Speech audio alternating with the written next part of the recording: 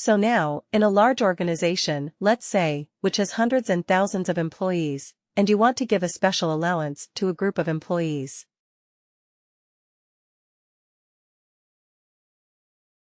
What would you do? Let's say you want to give a performance bonus to people who have been your top performer. So how will you identify people who are top performers? Very interesting concept, like eligibility rule. Yes, but what will that rule do? It will group the employees who are high performance, like, based upon their merit, based upon their performance right.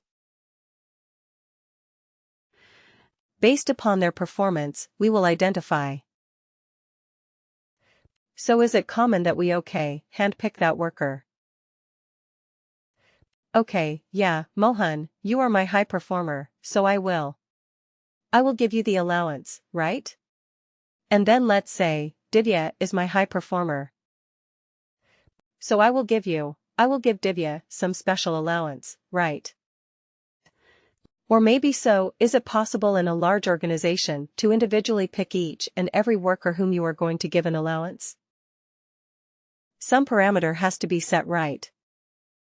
So let's say, okay, my employees in such and such location, let's say my employees in Bangalore location, who have spent 3 years with the organization and whose performance was like good or above good, excellent, extraordinary, good or above, will be given some allowance, some special allowance, right?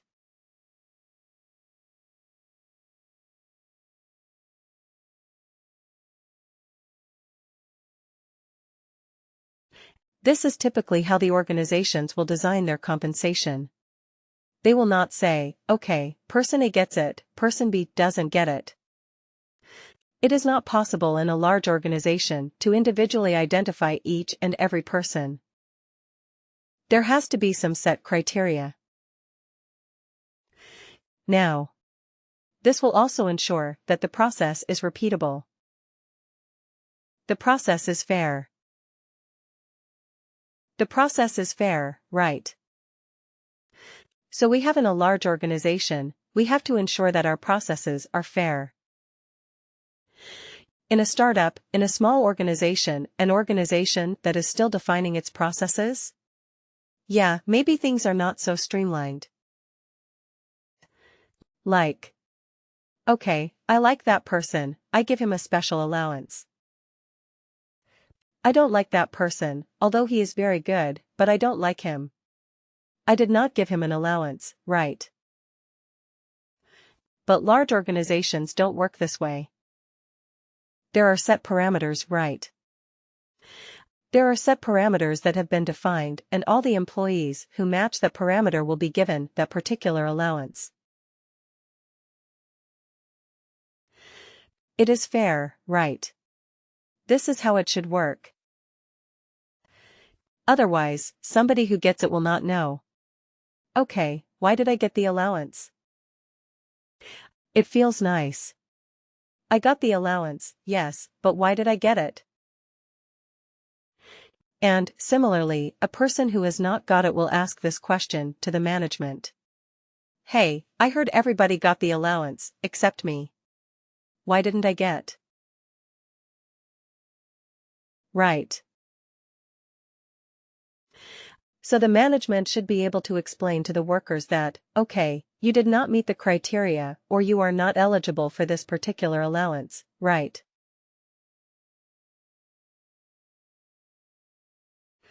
So we have to set those eligibility rules in WorkDay for giving out a certain kind of payment.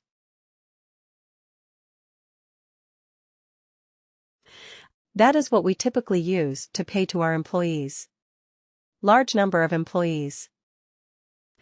They are not handpicked like, okay, a person gets it, a person who doesn't get it.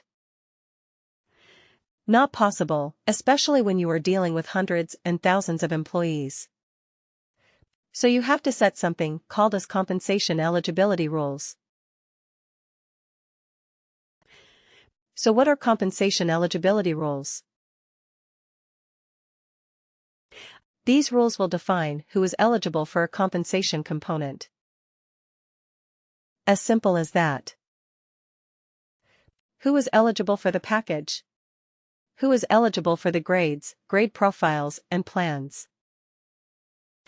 So where we will use this eligibility rules everywhere in our compensation components? Okay. We will use it almost everywhere. And what will they do? They will give us the list of employees who are eligible for this particular compensation component. Okay. That's it. Now, how are they used?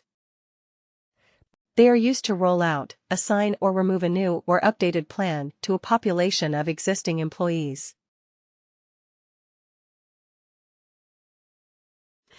Right, it's a population of existing employees are there. You want to give a special allowance. You want to give a special allowance to people in New York location. Right. So they are your existing employees. You already have, let's say, 100 employees in New York City. You want to give them some special allowance. So you will find out, using an eligibility rule, about the employees who are in New York. And you will give them some special allowance. Okay. And you can also use the compensation eligibility rules to give compensation components to your new employees,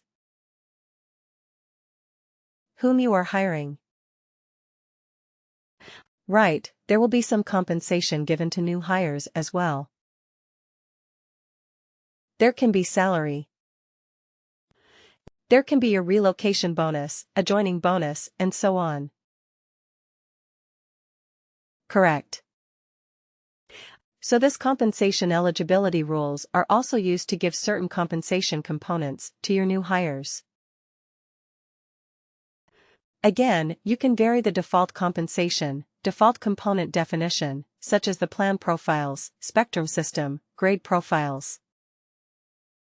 You can play around with, like who used to get something? But now the eligibility criteria has changed, they will be eligible for something else. So basically, the eligibility rules will define which population of employees are eligible for a certain compensation component. Okay. Now, how can you define the eligibility? It can be on a variety of factors. Based on the region. Based on the location. Based on the job profile. Management level, or it can be a combination of multiple factors. Now let me ask you this. Now are you slowly able to think, if you are thinking, that I will define an eligibility rule? Now will you be able to appreciate the reason why we were grouping our components together?